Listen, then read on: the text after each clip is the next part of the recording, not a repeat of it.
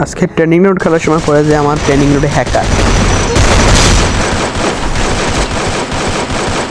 সামনে যে আমি এনিমিটাকে মারছি দেখতেই পাচ্ছেন, এটা হ্যাকার ছিল, আমি জানতাম না। এই মারা খাওয়ার পরে দেখি এটা হ্যাকার। যেই হ্যাকার অনেক বেশি। আর কী করে হ্যাকার কী করে বুঝলাম, দেখতে থাকুন।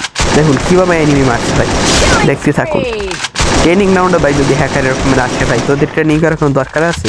এদের কাজ ট্রেনিং গ্রাউন্ডে এসে আমাদের মতো প্রো খেলোয়াড়দের ডিস্টার্ব করা।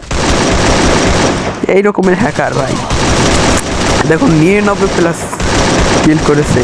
এনিমি সামনে থাকলেই হয় ভাই, 1 মিনিট এনিমির কিল খতম। নতুন হ্যাকার গিয়েছি তো, হেড লাগছে না, বডিতেই কিল খতম।